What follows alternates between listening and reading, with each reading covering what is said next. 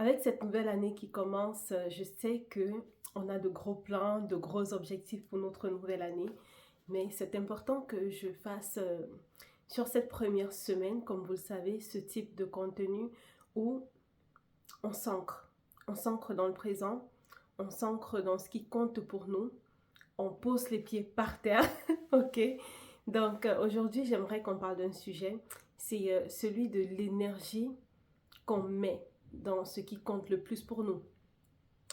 Bon, pour me présenter d'abord, bonjour, bienvenue sur ma chaîne, je m'appelle Téclair. Sur cette chaîne, on parle de mindset féminin et on parle surtout d'astuces et de rituels pour rendre notre vie de femme active, très occupée et souvent épuisée, la plus soft possible, vraiment, et la plus douce possible.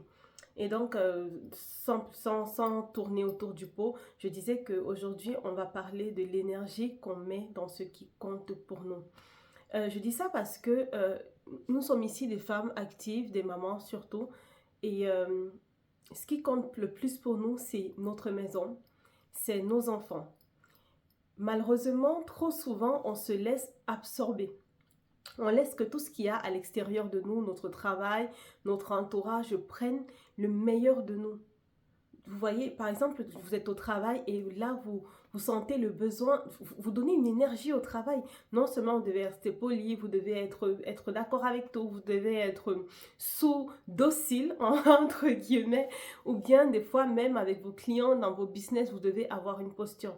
Et vos enfants ou votre maison, votre espace sacré qui est votre espace personnel, vous reçoit lorsque votre énergie est le plus bas et des fois vous y arrivez aussi le soir où vous partez déjà du mauvais pied le matin avec vos enfants alors que finalement c'est les personnes qui comptent le plus pour nous.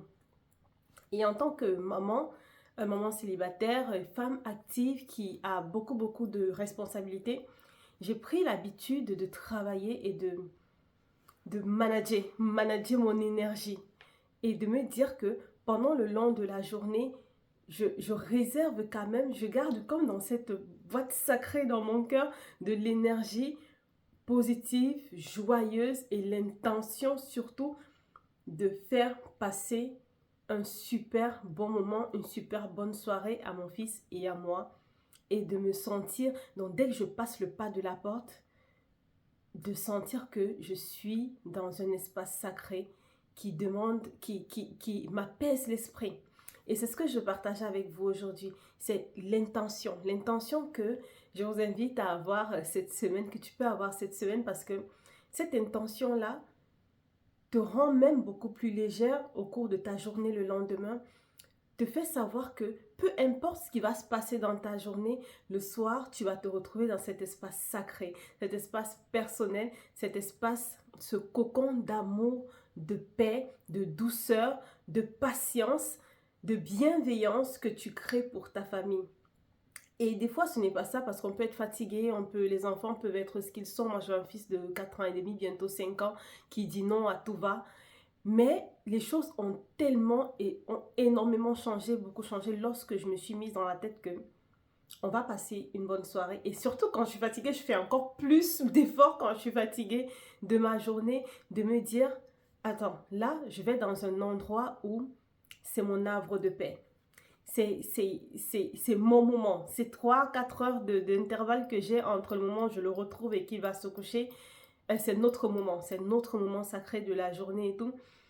Et même quand il y a des bêtises, on parlera de ça, il y a des bêtises, on n'est pas d'accord, ou je peux me fâcher parce qu'il ne fait pas ce que je dis. Je garde derrière l'esprit que, parce que j'ai l'intention que ce soir soit, ou ces soirées, soient des moments où on se retrouve, je sais que je lui enseigne aussi quelque chose par ces moments-là. Et je grandis aussi dans ma patience, dans ma persévérance. L'intention compte. Finalement, au lieu de crier, ou des fois même au lieu de me fâcher outre mesure, j'applique des conséquences naturelles que je suis obligée de trouver parce que je veux lui apprendre autrement que par le cri et parce que le cri m'épuise moi d'abord. Oui, parce que en faisant attention à mon énergie, je me rends finalement compte que il y a beaucoup de choses que je fais pensant que j'éduque peut-être mon fils, mais ça m'épuise. Ça peut m'épuiser de crier, de me répéter 10 000 fois la même chose. Je ne veux pas le faire. ça m'épuise et ça me fait ne pas passer un bon moment avec lui. Donc, je m'arrange à trouver des conséquences naturelles finalement à des bêtises qu'il fait. Bref, ce que je voulais dire, c'est entrer dans les soirées, surtout après les jours où vous passez à travailler pour atteindre vos rêves, pour subvenir aux besoins de votre famille. Gardez ce fond-là, cette énergie au fond de vous de je réserve ma plus belle lueur de la journée, la plus belle lueur de mon esprit, le plus beau côté de ma force vitale à ce qui compte le plus pour moi, à ceux qui comptent le plus pour moi, ma famille, mes enfants, parce que tout ce que je fais dans la journée au finish, c'est pour eux. Ça ne servira à rien de ramener tout ce que j'ai trouvé dans la journée si l'humain, l'attachement qu'on a ne grandit pas. Et comme toute relation, la relation avec nos enfants se nourrit aussi.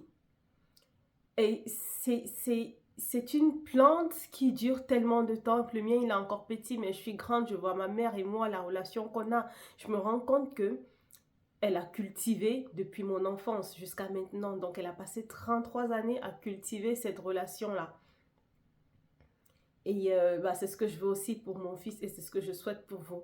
Et vous dire que, ok, on est en train d'aller vers ce qu'on veut. On est en train d'ouvrir nos opportunités. On sait qu'on va aller chercher ce qu'on veut. On cherche ce qu'on veut au quotidien. On élargit notre réalité. On élargit notre capacité à recevoir beaucoup plus d'abondance, à demander plus, à faire plus, à manifester plus, à changer de réalité, à nous changer nous-mêmes dans notre identité pour être la future nous, celle qu'on souhaite vraiment être, celle qu'on rêve d'être. On n'ira pas de ce côté-là sans nos enfants. On n'ira pas de ce côté-là sans l'énergie de notre famille grandissante telle qu'on la veut en fait. Donc, c'est vraiment de vous dire, n'oubliez pas ce soir même ou lorsque tu écoutes ce message, je prends le temps en quelques secondes de te dire, de faire un audit déjà sur l'énergie de ta famille.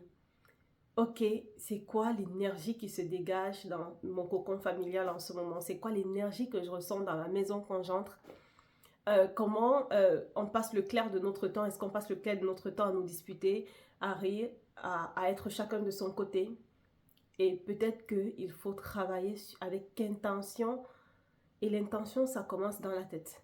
Ça commence par se dire tous les matins ou tous les moments où avant de rentrer à la maison, dès que tu poses tes pieds chez toi, tu poses les pieds et tu dis je m'ancre dans le moment présent, je suis présente, je suis dans un lieu sacré. Ma maison est un arbre de paix, un arbre d'amour, un arbre de patience, de bienveillance.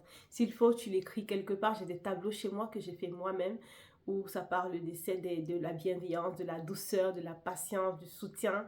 Et à chaque fois, et en plus c'est posé là au niveau où dès que j'entre chez moi, je le vois. Donc ça me rappelle directement que là, on est dans un autre mood. On est vraiment dans un lieu qui est fait pour se ressourcer, qui est fait pour partager la vie et créer la vie, créer en nous quelque chose de beau. Voilà ce que je voulais partager avec vous. Cette vidéo n'est pas longue ce soir, mais donc du coup, je voulais le partager avec vous. Merci d'avoir été là. N'hésitez pas à liker et à vous abonner et à bientôt pour une prochaine vidéo. Au revoir.